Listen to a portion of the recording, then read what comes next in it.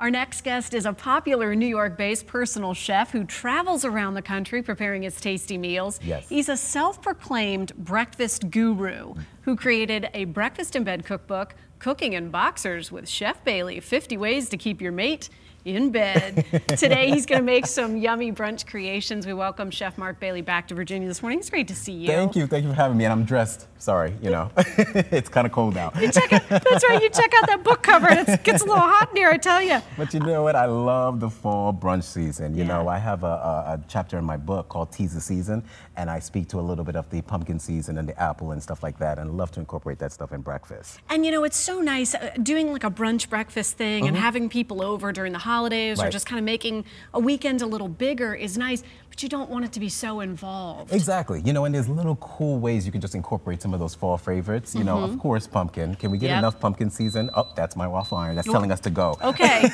We get the message, waffle iron. So with take your basically your basic pancake batter, and your two ingredients that you're going to add is obviously pumpkin puree. So I'll get you to stir that up a little bit. Okay, will do. So this is just a pancake batter. Basic pancake batter, waffle batter, right? But you're just adding some little extra stuff to it. That as well as some nutmeg that I already put in there. Those are those two great yummy flavors. How far ahead do we need to make it? Oh, you know what? I love to just create a waffle station, and this is actually a Krupp's waffle maker, so it's really cool. It's easy to make. They got like different dials that can brown your waffles, as well as removable plates that you can wash it very easily. So create a waffle station. Yeah, that's great. Okay. Yeah, and then what you do is you just sprinkle a little. Ooh, chocolate chippies. Chocolate chips. Come on, we can never go wrong with chocolate chips. I heard a little birdie told me that you like to have sweet stuff for breakfast. Yes, is that right? Okay. In addition to the Tease the Season chapter, there's also Sweethearts. You can just close that right there. Close it up. Yep, and let that cook there. Let it do it. Oh, push it down. Okay. Yep, exactly. It's doing its thing. And this is what they look like. You know, they're so pretty. They're orange, and you get the little chocolate chips in there and stuff like that. Or you can have your guests, if they don't want chocolate chips, they can have them without. You know, so it's great to create that station. That's good stuff. But I do love sweets. There's a Sweetheart chapter in my book, real quick, that has all things sweets in there. You know, from the pancakes, the waffles, the crepes, and all that yummy stuff that we love in the morning. That's me. I'm with you. Every Saturday, it's Pancake Saturday at my house, and I just love it. So bruschetta, this is an interesting little twist I have here really cool. on a sausage bruschetta that I've created. I use Smithfield pork breakfast sausages. They're really yummy, easy to cook. You just saute them real quick. Everybody know how to make sausage, but instead of just laying them out with some eggs, why not do a little something different?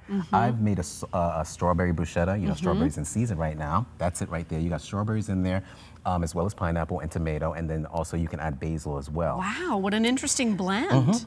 Get your French bread. It's also in season right now. French bread, create like almost like a crostini. Okay. And you're gonna put a little mozzarella cheese, and then you're gonna top that with the Smithfield sausage, and then you're gonna put your bruschetta on top, and then top it off with a little mint. And then that's done. And then that's done. And just lay it out right like that, and let's have everybody come and take one of it. You know, what thing about brunch is that you wanna keep the bites small so that everybody can try everything. I love that concept. And you know, this is great too. Let's not glance over the fact that these are already pattied.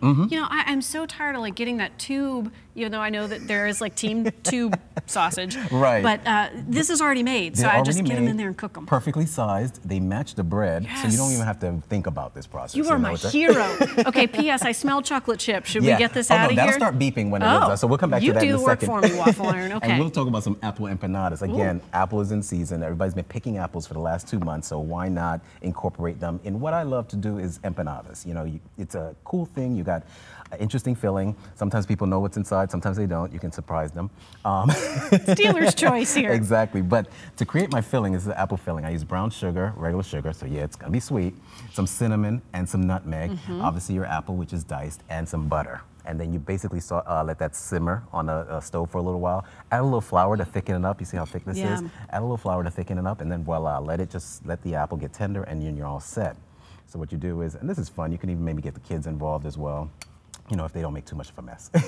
Or do too much sampling. They might be learning by example on my part. Exactly. Put a little dollop in there, and what you're gonna do is, and you could just help me out with this, we're gonna fold these like into a half moon, like so.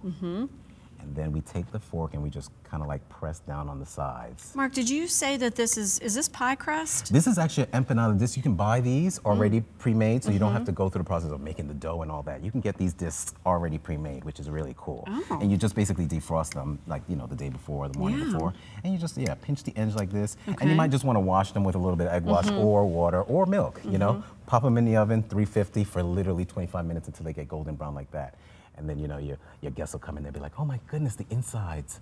You And know? they'll be so mega impressed with like how much time it took you to make these, to make all of this. It's so gorgeous. And I love the smell of this. This is what'll get everybody going crazy. When they walk in and you got this simmering, forget it. Their taste buds are gonna be going crazy. And with this too, Mark, it smells so wonderful. Right. If you wanted to, like, maybe, what if you were big on raisins? Could you put some raisins in there? You could throw some raisins in there. You could also throw some cheese. People love cheese sweet, you know, that salt sweet thing. I always say cranberries are also in season. You could do cranberry and brie cheese as well in there. You can get really, really creative with your empanadas. Man, you know? you're speaking my language. And the cool thing, you can make this in advance. That's it. So if you make that, if you make it in advance and would you let it cool? Could you make it a day in advance? You can make it a day in advance, put it in the refrigerator, just pull it out the next day, warm it up, and stuff your patties and throw them in the oven.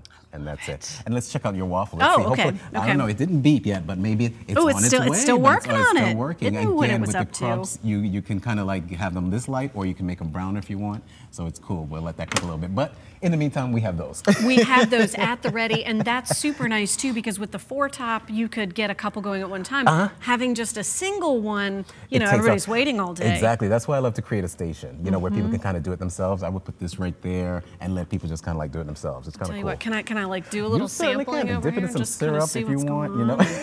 I know it. And just a plain maple syrup. Yes, you know, plain maple syrup, or again, if you want to get creative, you can do all kinds of fun fall twist syrups, you know. There's like cranberry syrup. Oh, just get it. Oh no, 50 ways to keep your mate in bed, but don't bring maple syrup or it's a whole different show. Okay, thanks, Mark. We appreciate very welcome. it. Yes, By 2, I'm going everywhere. Happy brunch, everyone. Happy brunch. By 2 p.m. today, you'll be one click away from finding these delicious recipes on our website at WTVR.com/VTM, plus a direct link there to Mark's book.